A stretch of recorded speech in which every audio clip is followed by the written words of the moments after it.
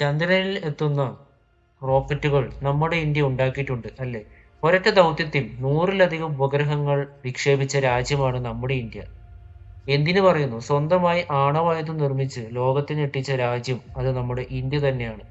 എന്നാൽ ഇന്ത്യ ഇപ്പോഴും സ്വന്തമായി നിർമ്മിക്കാത്ത ഒരു കാര്യമുണ്ട്. അതിനെപ്പറ്റിയാണ് ഇന്ന് സംസാരിക്കാൻ പോകുന്നത്. അപ്പോൾ നേരെ വീഡിയോയിലേക്ക് പോകാം.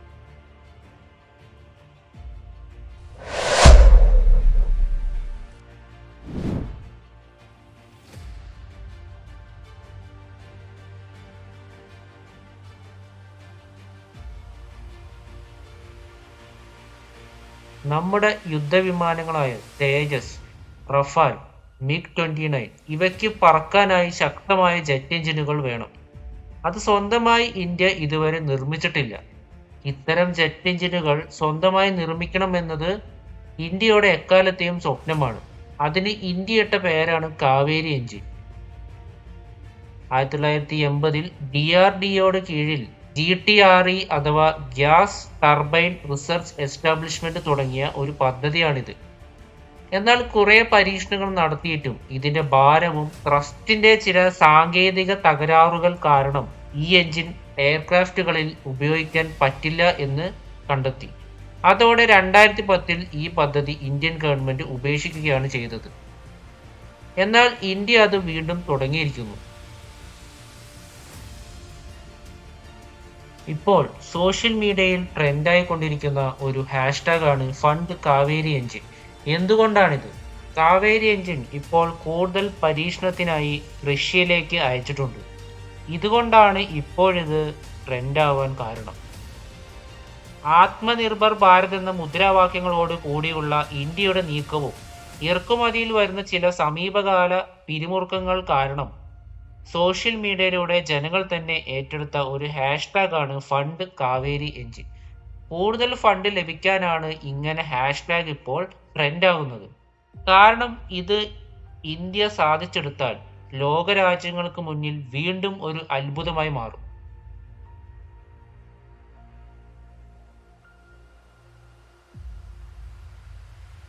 ജെറ്റ് എഞ്ചിനുകൾ വളരെ സങ്കീർണമാണ്. എന്തുകൊണ്ടാണ്?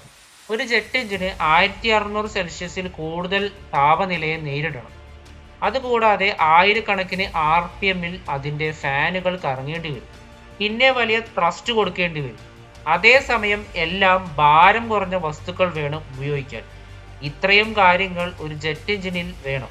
ഇത് വളരെ ചിലവേറിയ കാര്യങ്ങളാണ്. US, Russia, France, UK, China എന്നീ ചുരുക്കം ചില രാജ്യങ്ങൾക്ക് മാത്രമേ സ്വന്തമായി ജെറ്റ് എഞ്ചിനുകൾ ഉണ്ടാക്കാൻ സാധിച്ചിട്ടുള്ളൂ. ഇതിൽ നമ്മൾ ഉപയോഗിക്കുന്നത് കൂടുതലും റഷ്യയുടെ എഞ്ചിനുകൾ ആണ്. ഇന്ത്യ ഇത് നിർമ്മിച്ചാൽ സ്വന്തമായി ജെറ്റ് എഞ്ചിൻ നിർമ്മിച്ച 6ാമത്തെ രാജ്യമായി ഇന്ത്യ മാറും. തേജസ് ഉൾപ്പെടെയുള്ള ഇന്ത്യയുടെ എയർക്രാഫ്റ്റുകളിൽ GE F404 എന്ന അമേരിക്കൻ എഞ്ചിനാണ്. ഇവയെല്ലാം ഇറക്കുമതി ചെയ്യുന്നതാണ്. എന്നാൽ ഉപരോധങ്ങൾ വന്നാൽ എന്തു ചെയ്യും? അല്ലെങ്കിൽ കയറ്റുമതി തടഞ്ഞാൽ എന്തു ചെയ്യും? AMCA അതായത് ഇന്ത്യയുടെ 5th ജനറേഷൻ സ്റ്റെൽത്ത് ഫൈറ്റർ പോലുള്ള ഭാവി വിമാനങ്ങൾക്കും ഡ്രോണുകൾക്കും ശക്തി പകരാൻ കഴിയും. കൂടാതെ ചിലവ് നല്ല രീതിയിൽ കുറയ്ക്കാനും നമ്മുടെ രാജ്യത്തിന്റെ സമ്പദ് വ്യവസ്ഥ കൂട്ടാനും സാധിക്കും എന്നതാണ് കാര്യം.